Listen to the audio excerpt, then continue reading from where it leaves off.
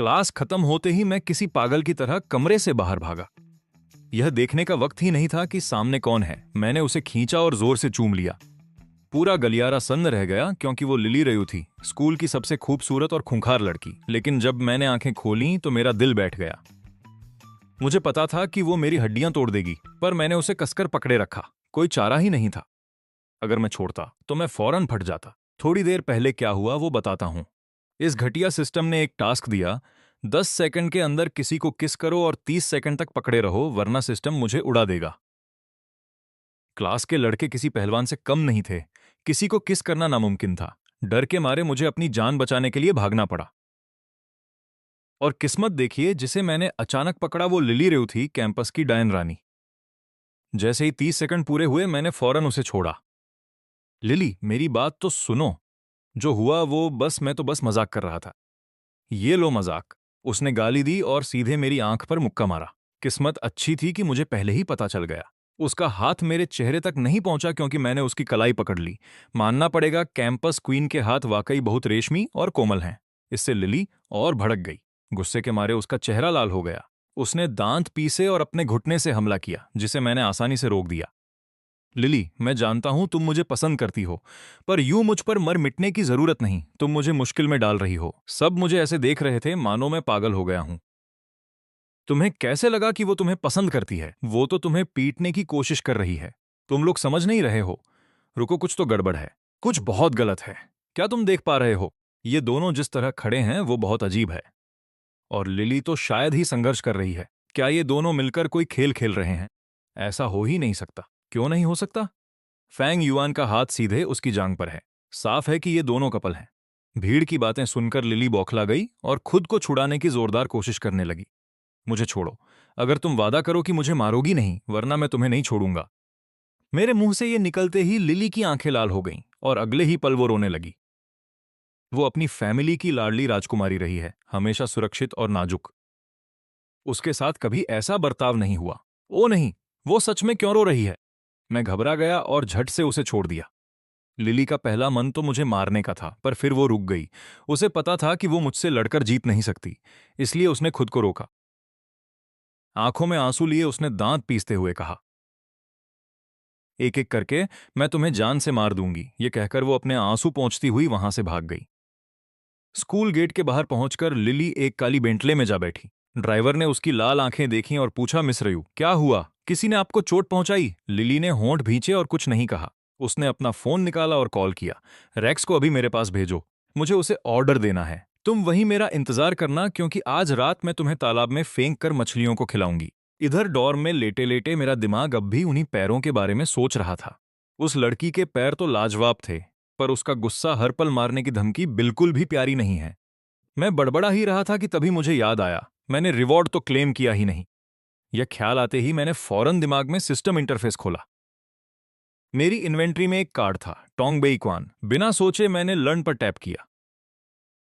पलक झपकते ही जानकारी का सैलाब मुझमें समा गया। मेरी हड्डियां पत्थर जैसी सख्त हो गईं। अरे बाप रे, मैं तो चलते फिरते टैंक जैसा हो गया हूं। अगर मैं कंस्ट्रक्शन साइट पर जाऊं तो शायद पूरी इमारत उठा लूं। मैं बिस्तर पर हंस ही रहा था कि नीचे से एक तीखी आवाज गूंजी, फैंग युआन, अभी के अभी नीचे आओ। ओ नहीं, ये तो लिली है। मुझे कहीं छिपना होगा। फिर मैंने सोचा, रुको, वो तो सिर्फ एक लड़की है। वो लड़कों के डॉम में ऐसे कैसे घुस सकती है? मैं डर किस बात से रहा हूं। अगले ही पल एक जोरदार धमाका हुआ। डॉर्म का दरवाजा लात मारकर उड़ा दिया गया। मैंने ऊपर देखा, लिली वहीं दरवाजे पर खड़ी थी। फैंग युआन, मैं कब से नीचे तुम्हारा नाम पुकार रही हूं। क्या तुम बहरे हो? अरे लिली, जवाब देने का थोड़ा वक्त तो दो। ये लड़कों का डॉर्म है, थोड़ी तो शर्म रखो। सुपरवाइजर ने तुम्हें रोका नहीं। मुझे क्या परवाह, अभी मेरे साथ चलो। वो सीधे मेरी तरफ आई और मुझे खींचने लगी। जैसे ही उसका हाथ पास आया, मैंने फिर पकड़ लिया। लिली का सब्र टूट गया। चल रहे हो या नहीं? नहीं जा रहा। और ठीक उसी वक्त उसकी आंखों में अचानक नमी आ गई। तुमने दोपहर को मुझे किस किया, तुमने मेरे पैर को छुआ, और अब मैं सिर्फ एक वॉक पर जाने को कह रही हूं। तुम इतना भी नहीं कर सकते? नहीं नहीं, प्लीज रो मत। ठीक है, मैं चलता हूं। मेरे मुंह से ये निकलते ही उसने मेरा हाथ पकड़कर मुझे घसीट लिया। गलियारे में हड़कंप मच गया। मुझे पता था ये दोनों पक्का डेटिंग कर रहे हैं। फैंग युआन तो रातों रात हीरो बन गया। रयू परिवार फैंग सिटी के सबसे रईस और ताकतवर परिवारों में से एक है। ओ माय गॉड, कितना प्यारा है ये। देखो, लिली ने अब भी उसका हाथ पकड़ रखा है। ये दोनों बहुत करीब हैं। सब मेरी तरफ उंगलियां उठा रहे थे। मैं खुद को रोक नहीं पाया और उसकी तरफ मुड़ा। लिली, मेरा हाथ छोड़ो। अगर इसकी वजह से मुझे कभी गर्लफ्रेंड नहीं मिली तो तुम जिम्मेदार होगी। ठीक है, मैं जिम्मेदारी लूंगी। तुम्हारी आंखें तो मुझे 1000 बार मार देने को कह रही हैं, और तुम कहती हो कि जिम्मेदारी लोगी। मुझे यकीन नहीं हो रहा। लिली खुद से सोचती है, शांत रहो। बस उसे उस जगह तक ले जाओ, फिर मैं इसे मजा चखाऊंगी। तो आखिरकार तुम मुझे कहाँ ले जा रही हो? स्कूल के पीछे वाले जंगल में। रुको, क्या तुम स्कूल के पीछे वाले जंगल की बात कर रही हो? नहीं लिली, ये बहुत बड़ा रिस्क है। हमें मिले अभी आधा दिन ही हुआ है। पछताओगी तुम। अगर जरूरत पड़ी तो मैं दोपहर वाली बात के लिए अपना पैर वापस छूने दूंगा, हिसाब बराबर। तुम्हारा दिमाग हमेशा कचरे में क्यों रहता है? मैंने कहा वॉक पर जाना है, सिर्फ वॉक, समझे? जब उसने ये कहा तो मुझे भी थोड़ा चिड़चिड़ापन हुआ। गंभीरता से, मुझे जंगल खींच कर ला रही हो और मुझे ही गंदा कह रही हो। ठीक है, मैं नहीं जा रहा। मैं वापस कमरे में जा रहा हूं। अच्छा बाबा, ठीक है, मैं ही गंदा हूं। खुश अब। थोड़ी देर में लिली मुझे खींचते हुए जंगल ले आई। वहां काफी अंधेरा था, कैंपस में कपल्स की पसंदीदा जगह। किसी भी झाड़ी के पीछे देखो तो शायद कोई ना कोई रंगे हाथों पकड़ा जाए। लिली, यहां बहुत अंधेरा है, मैं डर रहा हूं, थोड़ा और पास आ जाते हैं। ये कहते हुए मैंने उसकी कमर पर हाथ रखने की कोशिश की, पर उसने मुझे धकेल दिया। कमीने, फिर से फायदा उठाने की कोशिश कर रहे हो? फायदा? कैसा फायदा? मैं बस अंधेरे से डर रहा हूं। यहां घना अंधेरा है और मुझे कुछ नहीं दिख रहा। दिख नहीं रहा? बहुत बढ़िया। रेक्स, बाहर आओ और इसे मारो। मुझे संभलने का मौका तक नहीं मिला, वो बेचारी सी दिखने वाली लड़की एक हिंसक जानवर बन गई थी। मुंह खोलने से पहले ही मुझे पीछे से हवा का जोरदार झोंका महसूस हुआ। एक मुक्का बड़ी तेजी से आ रहा था। अच्छा हुआ मेरा शरीर पूरी तरह तैयार था। एक तरफ हटकर मैंने बिना पसीना बहाए मुक्के को चकमा दे दिया। रेक्स हैरान था। वो 40 साल से मार्शल आर्ट्स की ट्रेनिंग ले रहा था, और एक कॉलेज स्टूडेंट ने उसके हमले को ऐसे टाल दिया। लिली भी शॉक में थी। तुमने कहा तुम्हें दिख नहीं रहा क्योंकि अंधेरा है। हे, तुम तो लड़ाई के नियमों का बिल्कुल सम्मान नहीं करते। मेरे चकमा देने से लिली का गुस्सा भड़क उठा। अगर आज मैंने तुम्हें अधमरा नहीं किया तो मैं छोड़ूंगी नहीं। रेक्स, इसे बांध दो। रेक्स ने बिना समय बर्बाद किए मुझ पर लात से हमला किया। वो मुक्का तो किस्मत से बच गया था। देखते हैं अब कैसे बचते हो। पर अगले ही पल एक करारी आवाज आई और रेक्स अपना पैर पकड़कर दर्द से चिल्लाने लगा। लिली, कहना नहीं चाहता, पर जो बॉडीगार्ड तुम लाई हो वो काम के नहीं है। इसे घर भेज दो ताकि वो आराम कर सके। यहां बेइज्जती करवाने का क्या फायदा? लिली ने मेरी बात पर गौर ही नहीं किया। उसके चेहरे पर पूरी तरह से हैरानी है। रेक्स उसके परिवार के सबसे बेहतरीन फाइटर्स में से एक है, और वो मेरे सामने एक चाल भी नहीं टिक सका। वो मुझे घूरकर पूछती है, फेंग युआन, क्या तुमने मार्शल आर्ट सीखा है? एक तरह से कह सकते हो, ज्यादातर ऑनलाइन ही सीखा है। उसे सिस्टम के बारे में बताने का कोई मतलब नहीं है। वो कभी समझ नहीं पाएगी। उसे अंदाजा ही नहीं है कि एक जबरदस्त कॉम्बैट स्किल वाकई कितनी ताकतवर होती है। अगर उसने अपनी हद पार की तो अगली बार मैं उसे सीधे ड्रैगन की 18 हथेलियों से मारूंगा। फिर देखेंगे वो उसे कैसे संभालती है। और कोई बैकअप आ रहा है क्या? अगर नहीं तो मैं सोने जा रहा हूं। देर रात तक जागना सेहत के लिए बहुत बुरा है। लिली मुझे मुड़कर जाते हुए देखती है। वो अपने दांत इतनी जोर से पीस रही है कि शायद टूट जाएं। लेकिन मुझे रोकने का उसके पास कोई तरीका नहीं है। पर मैंने अभी कुछ ही कदम बढ़ाए थे कि पीछे से एक चीख हवा को चीरती हुई आई। उसी पल मेरे सिर में वो जानी पहचानी आवाज फिर शुरू हो गई। नया टास्क मिला है, लिली रयू को सुरक्षित बचाओ। काम पूरा होने पर प्लेयर को एक स्पिन रिवॉर्ड मिलेगा। क्या प्लेयर इसे स्वीकार करना चाहता है? और अगर मैंने मना किया तो सिस्टम खुद को धमाके से उड़ा देगा। ठीक है, हाँ हाँ, मैं मान गया। ओके, क्या ये काफी नहीं है? ये बेवकूफ सिस्टम हमेशा मुझे उड़ाने की धमकी देता रहता है। बेशक, मुझे मान लेना ही होगा। अगली बार बस मेरे लिए ऑटो एक्सेप्ट कर लिया करो। भाषण बंद करो, समझ गया। प्लेयर के लिए ऑटो एक्सेप्ट मोड चालू कर दिया गया है। शहर के दूसरी ओर लिली पूरी जान लगाकर संघर्ष कर रही है और चिल्ला रही है, फन सिटी का नाम बदनाम कर रहे हो। मुझे बांधने की हिम्मत कैसे हुई? क्या मौत को दावत दे रहे हो? उसके सामने खड़ा आदमी जोर जोर से हंसने लगता है। रयू परिवार की छोटी राजकुमारी है ना? तुम वही हो जिसे हम ढूंढ रहे थे। हमें सिर्फ एक ही चीज से मतलब है, पैसा। तुम कौन हो हमें फर्क नहीं पड़ता। रयू परिवार की हो या जो परिवार की, एक बार मेरे हाथ पड़ गई तो कायदे में ही रहोगी। हमने तुम्हें अब तक छुआ सिर्फ इसलिए नहीं है क्योंकि बॉस के सख्त ऑर्डर थे। जैसे ही वो आदमी बात करता है, वो अपना गंदा हाथ आगे बढ़ाने लगता है। पर इससे पहले कि वो लिली के चेहरे के करीब पहुंचे, उसकी बाह में तेज दर्द उठता है। देखो, तुम लोगों को पैसों से मतलब हो सकता है, पर मैंने खुद अभी तक इसके चेहरे को नहीं छुआ है। अपने ये गंदे हाथ दूर ही रखो। ऐस दर्द में तिलमिलाता है और गुर्राता है। ये छोटा सा चूजा कहां से आ गया? 4 या 5 इसके पैर तोड़ दो। मैं खुद को आंखें घुमाने से नहीं रोक पाया। तुम सब क्रिमिनल्स को लोगों के पैर तोड़ने का इतना शौक क्यों होता है? क्या चल रहा है तुम लोगों के साथ? ये कोई पारिवारिक परंपरा है या कुछ और? मेरे पीछे लिली जल्दी से अपनी आवाज धीमी करके मुझे चेतावनी देती है। ये दोनों बहुत खतरनाक फाइटर्स हैं। रेक्स को इन्होंने 2 चालों में ही चित कर दिया था। घबराओ मत बेबी, बस वहां खड़े होकर देखो। मैं एक शैतानी मुस्कान बिखेरता हूं, पीछे मुड़कर देखे बिना उन 2 आदमियों पर झपट पड़ता हूं। लिली मेरी पीठ को घूरती है और पल भर के लिए जम जाती है। वो सच में थोड़ा भावुक हो गई है। रुको, क्या हो रहा है? ये बहुत ही क्रूर और खतरनाक अपराधी हैं। क्या फेंग युआन को मेरे कारण इसमें फंसने का थोड़ा सा भी डर नहीं है? वो गर्म एहसास सिर्फ 2.5 सेकंड तक ही रहता है और 4-5 पहले ही जमीन पर पड़े होते हैं। मैं लिली की ओर मुड़ता हूँ, एक भौं ऊपर उठाता हूँ और कहता हूँ, तो काफी कूल था, है ना बेबी? बहुत बातें हो गई, पहले मुझे आजाद करो। जी मैम। लेकिन जब तक मैं उसे खोलने की कोशिश कर रहा हूँ, ऐस मेरे ठीक सामने आकर खड़ा हो गया है। मैं ऊपर देखता भी नहीं। मैं बिल्कुल शांत होकर कहता हूँ, भाई तुम जैसे 10 और भी होते तब भी मुझे हरा नहीं पाते। समझदारी इसी में है कि अभी यहां से निकल जाओ, वरना मैं हाथ रोकना बंद कर दूंगा। पर ऐस नहीं जाता। वो बस एक ठंडी फुंकार छोड़ता है और ठीक उसी पल मेरा पारा 7वें आसमान पर पहुंच गया। ये क्या बदतमीजी है यार, मैंने चेतावनी दी थी और तुम अभी भी अपनी जिद पर अड़े हो। बच्चे, देखते हैं अब तुम कितने बड़े खिलाड़ी हो। अरे भाई, मैं तो मजाक कर रहा था। लो, मुझे लिली को वापस बांधने दो और फिर मैं खुद को भी बांध लेता हूँ। बिल्कुल कस के भाई, अब निकल के दिखाओ। मेरा तो रोने का मन कर रहा है। ये बेतुका सिस्टम पूरी तरह पागल हो गया है। पहले इसने मुझसे सबके सामने कैंपस क्वीन को किस करवाया, अब ये मुझसे लिली को बचाने के लिए कह रहा है। बहुत बढ़िया, मैंने उसे बचाया भी नहीं और अब मैं भी यहां फंस गया हूं। बॉस, सब हो गया। पैसे कब मिलेंगे? रिलैक्स, जैसे ही रयू परिवार शहर की वो जमीन हैंडओवर करेगा तुम्हें पैसे मिल जाएंगे। उसी पल रयू परिवार की हवेली में एक नौकर भागता हुआ ऊपर आता है। मिस्टर रयू, कुछ हो गया है। क्या हुआ? क्या तुम शांत नहीं हो सकते? रेक्स का फोन आया था। मिस रयू का अपहरण हो गया है। फेंग सिटी में लिली का अपहरण करने की हिम्मत किसमें हुई? ठीक उसी समय उसका फोन बजता है। नमस्ते रयू, बहुत दिनों से कोई झगड़ा नहीं हुआ। मैंने सुना है तुमने उस डाउनटाउन प्रोजेक्ट पर अरबों खर्च कर दिए हैं। जेनजो, क्या मेरी बहन का अपहरण तुमने किया है? ओ मेरे रयू, तुम क्या बात कर रहे हो? मुझे नहीं पता तुम्हारा क्या मतलब है।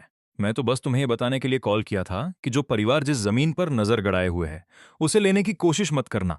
मुझे बहुत बुरा लगेगा अगर मेरी तलवार गलती से गलत दिशा में चल गई। तो सोच समझकर फैसला लेना रयू। अगर मुझे दोबारा कॉल करना पड़ा तो शायद मैं इतना विनम्र न रहूं। क्लिक। लाइन कट जाती है। लियोन की भौहें गहरी सिकुड़ जाती हैं। चेन से कहो इसकी जांच करे। अगर उसे कुछ नहीं मिला तो उसे कहना वापस आने की जरूरत नहीं है। शहर के दूसरी तरफ एक पुरानी फैक्ट्री में एस मुझे कई लात मारता है। आराम से भाई। मैं बहुत देर तक उस गाड़ी में बैठा था। मेरे पैर अभी भी सुन्न हैं। ये लड़का अभी भी मुस्कुरा रहा है। 4, इसे ऊपर ले जाओ। इसे वहीं खत्म करो। अभी भी दांत दिखा रहे हो। जब मैं चला जाऊं तो मेरे लिए माइकल जैक्सन को कुछ फूल भेज देना। सालों से उनका फैन हूं। मैं मूनवॉक भी कर सकता हूं, सब कुछ फैक्ट्री की दूसरी मंजिल पर। तुम मुझे यहां सिर्फ अपने साथ तारे गिनने तो नहीं लाए है ना? मैं उस तरह का लड़का नहीं हूं। बहुत हुआ। तुम लिली रयू के वो कथित बॉयफ्रेंड हो, है ना? कथित बॉयफ्रेंड? हम सिर्फ क्लासमेट्स हैं। तुम कब से गप्पों में दिलचस्पी लेने लगे?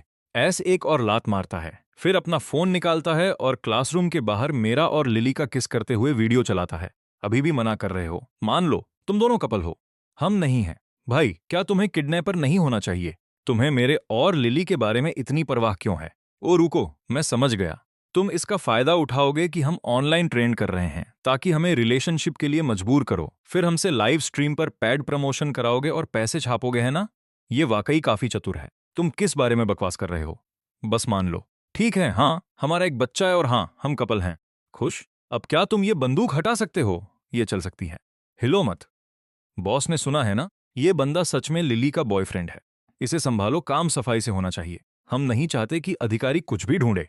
फेंग सिटी यूनिवर्सिटी का एक लापता छात्र बहुत मुसीबत खड़ी करेगा और पक्का अनचाहा ध्यान खींचेगा। अकड़ू छोटा पंख, मुझसे भिड़ रहे हो? मैं तुम्हें खत्म कर दूंगा। ओह, और हथियारों का इस्तेमाल मत करना, बहुत गंदगी फैलती है। हमारे पास वैसे भी एक ही बंदूक है और मैं उसे बचाना चाहता हूं। अब फोन रखो। मेरे बात सफाई करना याद रखना। बच्चे, मुझे दोष मत देना। तुमने खुद को दावत दी है। तुम्हें सच में लगता है कि तुमने मुझे कोने में फंसा लिया है? बच्चे, सिर्फ एक बंदूक है तो ये मेरे लिए और आसान हो गया है। कुछ पल पहले मैं सिर्फ अंदाजा लगा रहा था कि एस के पास एक बंदूक है। मुझे यकीन नहीं हो रहा कि इस बेवकूफ ने खुद इसकी पुष्टि कर दी। एस मेरी बात सुन लेता है और अपना आपा खो बैठता है। बंदूक फिर से ऊपर आती है, ठीक मेरे सिर पर तनी हुई। तुम्हें लगता है एक बंदूक मुझे खत्म करने के लिए काफी नहीं है, पर इस बार मैं थोड़ा भी घबराया नहीं हूं। मैं असल में अपना माथा बंदूक की नली पर टिका देता हूं। पहला, उसके बॉस ने अभी कहा था कोई हथियार नहीं। दूसरा, रयू परिवार की एक लड़की लापता है। उसका भाई उसकी रक्षा करने के लिए पूरी तरह पागल है। उसने पक्का इस जगह को ट्रैक कर लिया है। गोली चलाओ जीनियस। तुम रयू परिवार के हर एक बंदे को सीधे यहां ले आओगे। ऐसी ये सुनकर झिझकता है तो क्या तुम बंधे हुए हो? मैं तुम्हें लात मार मार के मार सकता हूं। वो शब्द मेरे मुंह से निकलने से पहले ही मैंने खुद को आजाद कर लिया। बेवकूफ, मैंने अपनी रस्सियां खुद बांधी थीं। जब चाहे तब खुल जाते हैं। ऐस बुरी तरह घबरा जाता है। उसे पता है मैं क्या करने वाला हूं, पर तब तक देर हो चुकी है। अगली आवाज ऐस के पैर के टूटने की है। मेरी आंखों में सुकून सा है। तूने मुझे 3 बार लात मारी, तो अब मैं तुझे हमेशा के लिए ठिकाने लगा रहा हूं। उचित है। नीचे पूरी गैंग हंसने लगती है। एक और गया काम से। बॉस कमाल के हैं, इतनी आसानी से मार डाला। अगर दुश्मन आ गए तो क्या होगा? हम सुनसान जगह पर हैं। कौन से दुश्मन? जल्दी समेटो सब, कल तक मुझे पैसे लेकर निकलना है। यह सब सुनकर लिली सन्न रह जाती है। फेंग युआन मर चुका है। तर्क के हिसाब से तो मुझे खुश होना चाहिए, है ना? तो फिर यह सब इतना गलत क्यों लग रहा है? तुम शैतान हो। तुमने कहा था तुम मुझे यहां से बाहर ले जाओगे। तुम इतनी जल्दी मर कैसे गए? अगर तुम मुझे बचाने की कोशिश न करते तो क्या आज जिंदा होते? मुझे बहुत अफसोस है। ये सब मेरी गलती है। मैं अभी ऊपर जाकर तुम्हारा बदला लूंगी। लिली के अंदर एक नई ताकत जागती है और वो पूरी जान लगाकर सीढ़ियों की तरफ दौड़ती हैं। ये क्या बदतमीजी है? इसका पीछा करो। ऊपर पहुंचकर लिली देखती है कि एक साया जमीन पर पड़े शख्स को पीट रहा है। उसका गुस्सा फूट पड़ता है। फेंग युआन को छोड़ो, मैं तुमसे आखिरी दम तक लड़ूंगी। वो झपटती है और जोर से काट लेती है। ये क्या हो रहा है? क्या कुत्तों ने पाला है तुम्हें? ये जानी पहचानी आवाज। लिली का मुंह खुला का खुला रह जाता है। फेंग युआन, मुझे लगा तुम गुजर गए। मैं यहां तुम्हारा बदला लेने आई थी। शुक्र है तुम जिंदा हो। मैं पूरी तरह हैरान हूं। उसने इतनी शिद्दत से रिएक्ट किया। क्या वो सच में मुझ पर फिदा हो रही है? मैं होश में आया और हंस पड़ा। देखो तुमने मेरे हाथ का क्या हाल किया। तुम जैसी जंगली लड़की कभी नहीं देखी। लिली रो भी रही है और हंस भी रही है। और सच कहूं तो ये काटने का निशान दिल जैसा प्यारा लग रहा है। उसी वक्त बाकी गैंग सीढ़ियों से ऊपर भागती हुई आती है। वो अपने बॉस को जख्मी हाल में देख दंग रह जाते हैं। बॉस, आपको क्या हुआ? मुझे छोड़ो, इस बंदे को खत्म करो। इतना सुनते ही बाकी गैंग भेड़ियों की तरह मुझ पर टूट पड़ती है। तभी एक गोली चलती है और सब के सब हाथ सिर पर रखकर जमीन पर लेट जाते हैं। बंदूक हर चीज को बराबर कर देती हैं। अब मेरे लिए गाओ। पुल के किनारे बत्तखों का झुंड तैर रहा है। चलो चलो, इन्हें गिनो। 2 4 6 7 8। उनमें से एक सबसे तेज गाता है तो मैं उसे 2 लात मारता हूं। तुमने नहीं गिना, इसलिए सजा मिली। अरे भाई, मैं तो गा रहा था। कसम से, मैंने कहा न कि तुम नहीं थे। बात खत्म। मैं उसे 2 लात और मारता हूं। और एक और बात, तुम ही थे जिसने ऊपर आते हुए मुझे किक मारी थी। ये मत सोचना मैं भूल गया। मैं कुछ भी ऐसे नहीं छोड़ता। तभी सिस्टम पॉपअप होता है। बधाई हो प्लेयर। क्वेस्ट पूरी हुई। रिवॉर्ड स्पिन एक्टिव है। पहिया घुमाएं। कृपया प्रतीक्षा करें। बधाई हो प्लेयर। तुम्हें मार्क्समैन कार्ड मिला है। मैंने तुरंत लर्न दबाया और जानकारी की लहर मेरे दिमाग में भर गई। हाथ की बंदूक जैसे मेरे शरीर का हिस्सा बन गई हो। बिना सोचे मैंने एक और फायर किया, जो ठीक 4 नंबर के पैरों के बीच जाकर लगा। वो बंदा डर के मारे पेंट में ही सुसु कर देता है। फेंग युआन, मैं गा रहा हूं। मैं पूरी जान लगाकर गा रहा हूं। रिलैक्स रिलैक्स, बस अपना निशाना चेक कर रहा था। ओ सही, तुमने कहा था तुम मूनवॉक कर सकते हो, है ना? उठो फिर दिखाओ अपने मूव्स। 4 नंबर खुद को थप्पड़ मारना चाहता है। उसने मूनवॉक का नाम ही क्यों लिया था? लिली, जो बगल की बिल्डिंग में बाथरूम गई थी, वापस आती है और सुकून से मेरे पास खड़ी हो जाती है। ओ शुक्र, वो सब। क्या तुम थोड़े सभ्य बन सकते हो? जो तुम्हें नहीं जानता वो सोचेगा कि तुम इस खतरनाक बंदूक के साथ कोई जंगली इंसान हो। लिली का जंगली मिजाज फिर लौट आया है। मैं तुम्हें अभी खत्म कर दूंगी, यकीन मानो। वो मुझ पर लात चलाती है और मैं फिर से उसका पैर पकड़ लेता हूं। फेंग युआन, तुम फिर वही कर रहे हो। मुझे छोड़ो, मैं तुम्हें मार डालूंगी। लिली, क्या तुम हर 5 सेकंड में लोगों को मारने की धमकी देना बंद कर सकती हो? वो शराफत कहाँ गई? सभ्यता की बात वहीं फैक्ट्री के बाहर लियोन गोलियों की आवाज सुनकर पीछे पीछे आ रहा है। सर, ड्रोन ने अंदर का ज्यादातर हिस्सा स्कैन कर लिया है। बस वो क्या, हकलाना बंद करो। लियोन टैबलेट लेता है, स्क्रीन देखता है और उसका चेहरा खाली हो जाता है। फैक्ट्री की निचली मंजिल पर 1 दर्जन से ज्यादा लोग बंधे हुए जमीन पर बैठे हैं और किसी तरह वे सभी ब्रिज बाय द रोड गा रहे हैं। वहां एक आदमी मूनवॉक भी कर रहा है। ये किस तरह के अजीब लोग हैं? बंधे हुए हैं फिर भी गा और नाच रहे हैं। क्या ये कोई पागलपंती वाली पार्टी कर रहे हैं? कैमरा घूमता है और वहां मैं दिखता हूं, लिली का पैर पकड़े हुए एक मजाकिया मुस्कान के साथ, जबकि वो गुस्से में लाल है। लियोन मुझे तुरंत पहचान लेता है। ये वही है। ये जरूर जेन के साथ काम कर रहा है। पहले जब लियोन लिली को ढूंढ रहा था तो उसने कैंपस का वीडियो देखा था जिसमें मैं लिली को किस कर रहा था। उसने मान लिया कि मैं लिली को किडनैपिंग की आड़ के लिए इस्तेमाल कर रहा हूं। लियोन गुस्से से भर गया है। मुझे लेजर स्नाइपर राइफल दो। सर, मुझे नहीं लगता कि फेंग युआन वास्तव में अपहरण के पीछे है।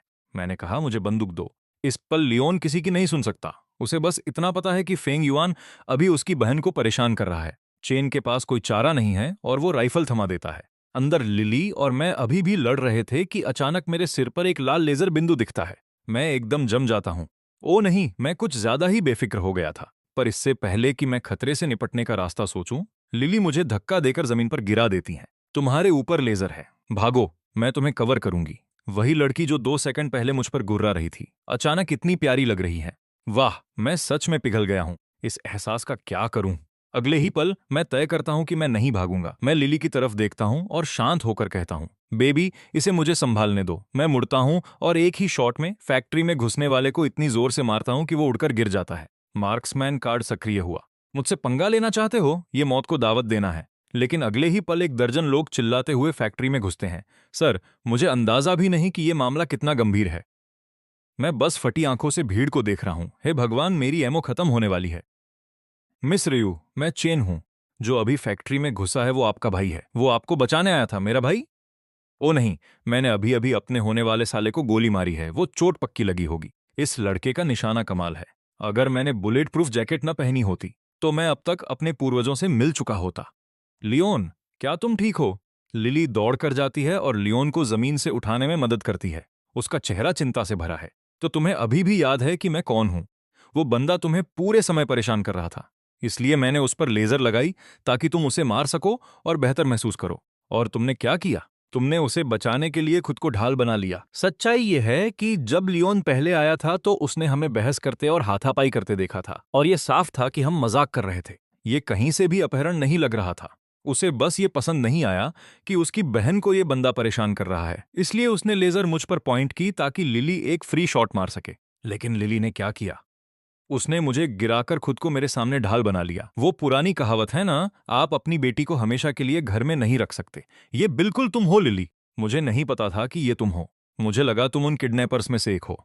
फेंग युआन ने आज मुझे बचाने के लिए 2 बार अपनी जान जोखिम में डाली और मैंने बस ठीक है बहुत सफाई दे दी। लियोन आंखें घुमाकर मुझे देखता है। बच्चे, तूने ऐसी निशानेबाजी कहां से सीखी? मैं मुस्कुरा देता हूं। शूटिंग वीडियो गेम खेलते हुए हजारों घंटे बिताए हैं। लियोन को शक है कि मैं कोई महान फाइटर हूं जो पहाड़ों में छिपा हुआ था, क्योंकि उपन्यासों में हमेशा ऐसा ही होता है। लेकिन उस दोपहर जब उसने लिली के ठिकानों का पता लगाया तो उसने मेरी पृष्ठभूमि के हर कोने की छानबीन की, और वहां कोई महान गुरु नहीं था जिसने मुझे मुझे सिखाया हो। जो एकमात्र तर्क काम आया वो था वीडियो गेम। मैंने सुना है तुम मेरी बहन को लेकर लोगों के बीच तमाशा कर रहे थे। बिल्कुल नहीं लिली, और मैं पूरी तरह बेगुनाह है। अपनी गलती नहीं मानोगे, है ना? लियोन अपनी जेब में हाथ डालकर फोन निकालता है और एक वीडियो चलाता है। इसका जवाब दो। मैंने वो साफ साफ किस वाला वीडियो देखा और मेरा दिमाग ही फिर गया। तुम लोगों को क्या हो गया है? क्या तुम्हारे पास करने को कुछ बेहतर नहीं है सिवाय लोगों की जोड़ियां बनाने के? लिली इसे देखती है और उसका चेहरा पूरी तरह लाल हो जाता है। लियोन, ये एक गलतफहमी है। क्या वो किस गलतफहमी थी? या उसके तुम्हारा पैर छूना भी गलतफहमी थी? और तुम अभी भी इस लड़के का बचाव क्यों कर रही हो? मैं तुम्हारे लिए उससे बदला लेने की कोशिश कर रहा हूं, लेकिन साफ है कि लिली एक ही पन्ने पर नहीं है। लियोन, बीच में मत पड़ो। मैं एक बड़ी हो चुकी इंसान हूं। उसने सब कुछ छीन लिया और तुम चाहती हो कि मैं इसे यूं ही जाने दूं। हम कल रात इस बच्चे को डिनर पर घर ले आना। हाँ, फेंग युआन एक अच्छे खाने का हकदार है। आज की रात उसके बिना ऐसी ना होती। लेकिन लियोन असल में सोच रहा है कि उस डिनर पर मैं इस बच्चे की धज्जियां उड़ा दूंगा। मैं वहां खड़ा लिली का खुश चेहरा देख रहा हूं। फिर मैं लियोन के चेहरे की तरफ देखता हूं, जिससे साफ जाहिर है कि वो मेरी जान लेना चाहता है। तुम प्यारी नासमझ लड़की, मैं उस डिनर पर नहीं जा सकता, पर इससे बचने का कोई रास्ता नहीं है। अगले दिन लिली ने 65 बार कॉल किया। जब 66वीं कॉल आई तो मैंने उठा ली। इस लड़की को नजरअंदाज नहीं किया जा सकता, क्योंकि अगर मैंने ऐसा किया तो यह सीधा मेरे पास आकर बवाल मचा देगी। लिली, क्या तुम मुझे कॉल करके मार डालना चाहती हो? ओ चुप करो, नीचे आओ। मैं स्कूल गेट पर कब से इंतजार कर रहा हूं। फेंग युआन का कद। भागने का कोई रास्ता नहीं है। फोन रखने के बाद लिली ने लियोन को फोन मिलाया। हे, क्या घर पर खाना तैयार है? फेंग युआन और मैं आ रहे हैं। लिली, मैं उस लड़के से निपटने के बारे में सोचने में इतना उलझ गया था कि मैं पूरी तरह भूल गया जो परिवार के साथ आज मेरी डिनर की योजना है। ओ, तो यह तो और भी अच्छा है। हमें भी साथ ले चलो। अगर तुम मेरे लिए उनसे बदला लेने वाले हो तो मेरे न होने का क्या मतलब है? आज चीजें उलझ गई हैं। बेहतर होगा कि तुम इससे दूर रहो। अब जब तुमने ऐसा कहा है तो मुझे जरूर जाना ही होगा। ठीक है, ठीक है। बस तुम और फेंग युआन कोई गलत बात मत कहना। तुम कहाँ मिल रहे हो? Z pavilion. आधे घंटे बाद लिली और मैं बेंटले में शहर के बाहरी इलाके के एक जंगल से गुजर रहे हैं और हम एक खूबसूरत पुरानी 3 मंजिला इमारत के सामने रुकते हैं। जैसे ही मैं बाहर कदम रखता हूँ मैं पूरी तरह दंग रह जाता हूँ, जैसे कोई बच्चा हो जिसने ऐसा कुछ कभी न देखा हो। लिली, वो देखो, क्या वो बुगाटी है? मैंने अपनी जिंदगी में फेंग सिटी में ऐसी गाड़ी कभी नहीं देखी, नामुमकिन। क्या वो फोटोकार्पस के पेड़ हैं? यहाँ तो इतने सारे हैं, ओ देखो वहां और भी हैं। क्या तुम बंद करोगी? बस अंदर चलो। लियोन को अब तक यहाँ होना चाहिए था। मैं लिली के पीछे इमारत में जाता हूँ और प्रवेश द्वार पर ही एक पूरा सिक्योरिटी स्कैनर लगा है। मेरे पास शब्द नहीं है। यह एक रेस्टोरेंट है, हवाई अड्डा नहीं। इतनी सख्ती क्यों है? लेकिन लिली पूरी तरह शांत है। वह यहाँ पहले भी आ चुकी है और इसकी आदी है। जेड पैवेलियन के अंदर किसी भी प्रकार के हथियारों की अनुमति नहीं है। यह नियम मुख्य रूप से किसी भी तरह की हिंसा को रोकने के लिए है। जो कोई भी इस नियम को तोड़ता है उसे मालिक बाहर फेंक देता है और हमेशा के लिए ब्लैकलिस्ट कर देता है। जब रयू परिवार फेंग सिटी में सबसे ऊपर नहीं था, उन्होंने एक चालाकी भरी चाल चली, जिससे उन्होंने उस समय के सबसे शक्तिशाली मो परिवार को उकसाया और वे डिनर वेयर से हमला कर बैठे। लियोन को हल्की चोट आई थी, लेकिन वो परिवार के नियम तोड़ने के लिए इतना काफी था। उसके बाद मो परिवार फेंग सिटी के शीर्ष परिवार के पद से हट गया और रयू परिवार ने तख्ता पलट कर दिया। सिर्फ इतना ही काफी है यह बताने के लिए कि जेड पैवेलियन का मालिक कितना पहुंच वाला है। सर, आप एक छोटा चाकू लिए हुए हैं, कृपया इसे यहां दे दीजिए। जब आप जाएंगे हम इसे आपको वापस लौटा देंगे। क्या आप गंभीर हैं? मैं यहां खाने आया हूं, झगड़ा करने नहीं। मैं चाकू क्यों लाऊंगा? भाई, कौन जाने मेरे साथ रहने पर क्या हो जाए। तुम चलते फिरते मुसीबत हो। मुझे बंदूक तो नहीं मिल सकी, इसलिए सुरक्षा के लिए छोटा चाकू रखना सही लगा। तुम एक नंबर के बेवकूफ हो, लेकिन जैसे ही लिली यह कहती है उसकी आवाज अनजाने में नरम हो जाती है और कहीं ना कहीं अंदर उसे अच्छा लगता है। उसने कभी नहीं सोचा था कि फेंग युआन अपनी सुरक्षा के बारे में ऐसा सोचेगा। तुम ही बेवकूफ हो, पागल। मैं कंधे उचकाता हूं और चाकू गार्ड को दे देता हूं। इसे संभाल कर रखना। मैंने इसे सुपरमार्केट से 5 युआन 80 फेन में खरीदा था। अगर यह खो गया तो तुम पर मेरे 6 युआन उधार होंगे। लिली अपना चेहरा ढंक लेती है और मुझे खींच ले जाती है। कितनी शर्मिंदगी वाली बात है। एक पल बाद हम दूसरी मंजिल पर पहुंच गए। गलियारे में निजी डाइनिंग कमरे हैं, सबके नाम बड़े काव्यात्मक हैं, spring river, early plum blossom, triple sunrise, seas of plenty. लेकिन गलियारे के अंत में टंगी एक पेंटिंग मुझे ठिठका देती है। उस कैलीग्राफी पर लिखा है, एक साथ उड़ो फिर भटकती उड़ान में चांद को गले लगाओ और अंतहीन रात में आराम करो। लिली मुझे अजीब नजरों से देखती है। कब से तुम्हें कैलीग्राफी में दिलचस्पी हो गई? जो आदमी 5 युआन 80 फेन के लिए मोलभाव करे उसे अच्छा स्वाद हो, प्लीज। सच कहूं तो मुझे भी यह समझ नहीं आ रहा। मुझे बस ऐसा लग रहा है कि मैंने यह लिखावट कहीं देखी है, शायद घर पर अपने स्टडी रूम में। छोड़ो भी। जेड पैवेलियन की ये चीजें सब महान कलाकारों की कृतियां हैं। तुम किस तरह के घर से आते हो जहां ऐसी चीजें होंगी? मानो या न मानो, मेरा परिवार दक्षिण का पुराना रईस खानदान है। लियोन ने तुम्हारे परिवार के बारे में सब कुछ पता कर लिया था। मनगढ़ंत कहानियां बंद करो और चलो। उसे इंतजार करते हुए काफी समय हो गया है, पर वो ब्रश का काम मुझे सच में जाना पहचाना लग रहा है। मुझे समझ नहीं आ रहा कि ये किसका हाथ है। तभी एक महिला ऊपर की मंजिल से नीचे आती है और मुड़कर हमारी तरफ आती है। उसने सफेद चपाऊ पहना है और वह बेहद शालीन और आकर्षक लग रही है। मैं ऊपर देखता हूं और पूरी तरह जम जाता हूं। इस महिला के बारे में कुछ तो बहुत जाना पहचाना सा लग रहा है। क्या हम पहले कहीं मिले हैं? लिली को यह कहते सुन उसकी आंखें डर से फैल जाती हैं। उसे लगता है कि मैं इस महिला पर लाइन मार रहा हूं। फेंग युआन, यह जेड पैवेलियन की जनरल मैनेजर हैं। देखकर बात करो। लिली जल्दी से उनका अभिवादन करती है। मिस्सू, शुभ संध्या। फिर वह मेरा हाथ पकड़कर तेजी से ले जाती है। डर है कि मैं कोई सीन खड़ा न कर दूं। हम इतनी जल्दी में क्यों हैं? लिली मेरी कमर जोर से नोचती है। आह, मैं तुम्हें चेतावनी दे रहा हूं। मिस्सू पूरी फेंग सिटी की सबसे प्रभावशाली महिला है। जेड पैवेलियन के पीछे हर शक्तिशाली व्यक्ति का उनसे कोई ना कोई गहरा रिश्ता है। अगर तुमने अभी उनसे पंगा लिया होता तो तुम्हारा करियर खत्म हो जाता। समझ गया। लिली, क्या तुम मुझे पसंद करती हो? तुम हमेशा मेरा ख्याल रखती हो। यह सुनकर लिली का चेहरा और लाल हो जाता है। कौन तुम्हें पसंद करता है? इससे पहले कि मैं तुम्हें फाड़ दूं, तुम्हें किसी और महिला के पास जाने की अनुमति नहीं है। ऐसा नहीं कि मुझे परवाह है। हमारे पीछे सुदूर से ही हमें लड़ते और छेड़ते हुए देख रही है और उसके चेहरे पर एक समझदार मुस्कान फैल जाती है। वह अपना फोन निकालती है और नंबर डायल करती है। सावरिन, अभी कुछ काफी दिलचस्प हुआ है। पास के एक कमरे में टाइसन, जो जेन का बड़ा भाई, ने ऑर्डर के डायरेक्टर टान, जो फेंग सिटी के डिप्टी चीफ हैं, को औपचारिक माफी मांगने के लिए बुलाया है। ठीक उसी वक्त लिली और मैं दौड़ते हुए कमरे में आते हैं। बहुत माफी चाहते हैं, बहुत माफी, हम देर से आए। इस तरह भागना एक शालीन युवती की छवि तो नहीं है। मैं तुम्हारा परिचय कराता हूं। यह डायरेक्टर टान है, फेंग सिटी के डिप्टी चीफ। तुम इन्हें डायरेक्टर टान कह सकते हो। इन दोनों का परिचय देने की जरूरत नहीं है। तुम डायरेक्टर टान को पहले से जानते होगे और यह मेरा क्लासमेट फेंग युआन है, जो परिवार के उन 2 लोगों की तरफ लिली ने देखा तक नहीं। इससे जेन बुरी तरह चिढ़ गया। जो परिवार फेंग सिटी के बड़े परिवारों में से एक है, और इस लड़की ने उसे पूरी तरह अनदेखा कर दिया। अगर उसका भाई उसे रोक न रहा होता तो वह अब तक मेज पलट चुका होता। डायरेक्टर टान गर्मजोशी से मुस्कुराते हैं। लिली, बहुत समय हो गया। मैंने तुम्हें आखिरी बार तुम्हारे पहले जन्मदिन पर देखा था। तुम्हारे पिता अभी भी, कृपया बैठ जाइए। हम सब यहाँ एक परिवार की तरह हैं। डायरेक्टर टैन, मैं उन्हें परिवार नहीं कह सकता, जबकि मुझे अगवा करने वाला शख्स इसी मेज पर बैठा है। मैं भला यहाँ कैसे बैठ सकता हूँ?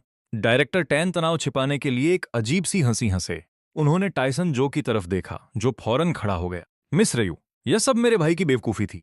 हम आज यहाँ खास तौर पर माफी मांगने आए हैं। उम्मीद है आप हमें माफ कर देंगी। लिली ठाका मारकर हंसी। डायरेक्टर टैन, कैसा रहेगा अगर मैं पूरे जो परिवार को बंधवा दूं?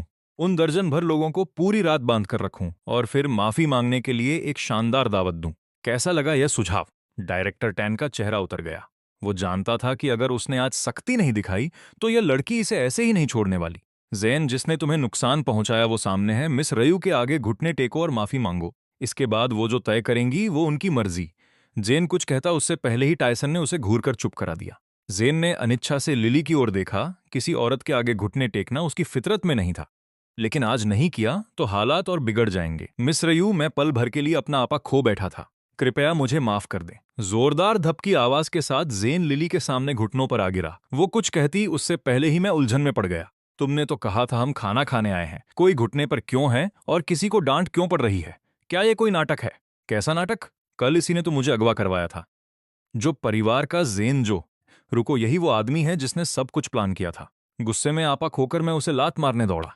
लिली घबरा गई और बिना सोचे उसने मुझे बाहों में भर लिया। फैंग युआन, कुछ मत करना, इसका अंजाम बुरा होगा। आखिरकार मैंने खुद को रोक लिया, क्योंकि यहां आते वक्त लिली ने मुझे जेड पवेलियन के कायदे कानून समझा दिए थे। लेकिन अगले ही पल सिस्टम की घंटी बजी। क्वेस्ट सिस्टम चालू। प्लेयर के लिए ऑटो एक्सेप्ट क्वेस्ट। जेन जो को 30 सेकंड में बेअसर करें। जीतने पर स्पिन रिवॉर्ड मिलेगा, हारने पर सिस्टम सजा देगा। क्या तुम पागल हो गए हो? मैंने अभी कहा कि मैं यहां किसी पर हाथ नहीं उठा सकता। तुम्हारी समस्या क्या है? तुम मुझे मरवा कर ही दम लोगी है ना? उसी पल घुटनों पर बैठा जेन समझ गया कि मैं रुक रहा हूं और मुझे उकसाने लगा। मारो मुझे, हिम्मत है तो पूरी ताकत से मारो। मैंने लिली की बाहों से खुद को छुड़ाया और पूरी ताकत से जेन के कमजोर हिस्से पर लात मारी। जेन की चीख पूरे प्राइवेट रूम में गूंज उठी। अविश्वसनीय, इतनी बेशर्मी कभी नहीं देखी। जेन, क्या तुम ठीक हो? टायसन का चेहरा पीला पड़ गया। वो भागकर जेन के पास पहुंचा और जो देखा उससे उसका खून खौल उठा। उसने मेरी तरफ गुस्से से देखा। लड़के, तुमने हद पार कर दी। क्या तुम जो खानदान का नामो निशा मिटाना चाहते हो? उसने एम्बुलेंस के लिए फोन उठाया, पर लियोन ने रोक दिया। मिस्टर जो, छोटी सी चोट के लिए इसे सार्वजनिक करने की जरूरत नहीं। रयू परिवार इसे खुद संभाल लेगा। लियोन, रयू जो परिवार भले ही आपकी बराबरी का न हो, पर हम सहने वाले लोग नहीं हैं। यह मामला बातचीत के लायक नहीं रहा। बात करने के लिए कुछ बचा ही नहीं। डायरेक्टर टैन ने मामला शांत करने के लिए दखल दिया। मिस्टर रयू, जेन गंभीर रूप से घायल है। हमें एम्बुलेंस बुलानी चाहिए। किसी की जान जोखिम में नहीं डाल सकते। सवाल ही नहीं उठता। जेन आज अपने पैरों पर चलकर ही यहां से बाहर जाएगा। तो क्या रयू परिवार मुझसे हर रिश्ता तोड़ने को तैयार है? फैसला अभी भी मेरे हाथ में है। बिना किसी चिंता के वो चाय की प्याली पर उंगलियां फेरता रहा। तभी कमरे के पीछे का पर्दा हटा और अंदर एक शख्स इत्मीनान से चाय पीता दिखा। डायरेक्टर टैन बहुत दिनों बाद दिखे। डायरेक्टर टैन सदमे से सफेद पड़ गया। लियोन को पता था कि टैन उसे रोकने के लिए प्रोजेक्ट का इस्तेमाल करेगा, इसलिए उसने पहले से ही चीफ हान को बुलाकर रखा था। चीफ हान पूरी शान के साथ बाहर आए। लियोन ने मुझे सिर्फ खाने पर बुलाया था, पर मैंने कुछ ऐसी बातें सुन लीं जो मुझे शायद नहीं सुननी चाहिए थी। क्यों? डायरेक्टर टैन, चीफ हान, आप मजाक कर रहे होंगे। हम सब ऑर्डर के सदस्य हैं। हम निष्पक्षता में यकीन रखते हैं। क्या यही तुम्हारी निष्पक्षता है? प्रोजेक्ट को धमकी की तरह इस्तेमाल करना। रयू ग्रुप ने उस पर बेतहाशा मेहनत की है। सबने देखा है। हर लिहाज से वो प्रोजेक्ट रयू ग्रुप का ही है। डायरेक्टर टैन के पास कहने को कुछ नहीं था। उसने सम्मान के साथ सिर झुकाया। उसे हमेशा से पता था कि प्रोजेक्ट रयू परिवार का ही है, लेकिन सालों पहले टैन से एक गलती हुई थी और वे परिवार ने उसका पता लगाकर उसे ब्लैकमेल किया था। इसीलिए वो उनके इशारों पर नाच रहा था, और जो परिवार की मदद करना तो बस एक एहसान था। टैन को यह नहीं पता था कि टायसन ने उसे भी मोहरा बना लिया है। जेन के नाकाम अपहरण के बाद ही वे परिवार ने जो परिवार से हाथ खींच लिया था, बस उसे अभी खबर नहीं मिली थी। डायरेक्टर टैन, मुझे आपसे बहुत निराशा हुई है। अगली मीटिंग में मैं चाहता हूं कि आप सबके सामने अपनी गलती स्वीकार करें। फिलहाल मैं तुम्हारी प्रमोशन फाइल रोक रहा हूं। इस बीच अगर तुमने अपनी राह नहीं बदली तो मुझे दोष मत देना। समझ गया। चीफ हान। फिर चीफ हान ने गंभीर लहजे में बाकी लोगों को संबोधित किया। फैंग सिटी का चीफ होने के नाते मैं यहाँ सुनिश्चित करने आया हूँ कि न्याय हो। जेन जो इस नौजवान के हाथों घायल हुआ है उसे इलाज की जरूरत है। लियोन, फोन करो और जेन का इलाज करवाओ। मैंने कहा कोई एम्बुलेंस नहीं। मेरी बात सुनो, जिसने मुक्का मारा उससे मैं खुद जेड पवेलियन के मालिक के साथ बात करूंगा। ये उसकी निजी हरकत थी, इसका रयू परिवार से कोई लेना देना नहीं। रही जेन के अपहरण की बात, उम्मीद है ठीक होने पर वो खुद सरेंडर कर देगा। क्या सबको यह फैसला मंजूर है? टायसन, जिसे लगा था रयू परिवार खत्म हो चुका है, गुस्से से लाल हो गया। चीफ हान, फैंग युआन को रयू परिवार ही यहां लाया था। वो उन्हीं का आदमी है। चीफ हान ने मेरी तरफ शांत नजरों से देखा। नौजवान, तुम्हारा नाम क्या है? Fang yuan. चीफ, मुझे लगता है आप इस मामले में पूरी तरह निष्पक्ष हैं। मैंने जेन को इसलिए मारा क्योंकि कल रात उसने मुझे लगभग मार ही दिया था। इसका रयू परिवार से कोई नाता नहीं। यह सुनकर चीफ हान को गुस्सा नहीं आया, बल्कि वो मुस्कुरा पड़े। लड़के में वफादारी तो है। सुना तुमने? टायसन, उसका नाम फैंग युआन है, रयू नहीं। 10 मिनट बाद एम्बुलेंस और पुलिस दोनों आ गईं। जेन को अस्पताल ले जाया गया और मुझे पुलिस गाड़ी में बिठाया गया। जेड पवेलियन में हिंसा की खबर मिलते ही सेरेना सू मौके पर पहुंच गई। जब उसने देखा कि जख्मी करने वाला मैं हूं तो एक पल के लिए उसका चेहरा झमसा गया। यहां क्या हुआ? चीफ हान ने सेरेना की ओर मुड़कर हल्की मुस्कान के साथ कहा, मिस सू, जरा अकेले में बात करनी थी। लिली पुलिस की गाड़ी के पीछे भागने को बेताब थी, पर लियोन ने उसे रोक दिया। रुको, पहले वापस चलते हैं। फिर वो शांति से टायसन के पास गया। मैंने तुम्हें मौका दिया था, अगर तुम्हें जंग ही लड़नी है तो बस 3 दिन और। जो परिवार अब खत्म है। टायसन ने बड़ी मुश्किल से लार निगली। सब खत्म हो गया। चीफ हान जेड पवेलियन के मालिक को लगता है जानते हैं। अगर वो फैंग युआन को रयू परिवार से अलग कर सकें तो रयू आजाद हो जाएंगे। अगर उसे जिंदा बचना है तो उसे अपने किसी हिस्से की बलि देनी होगी।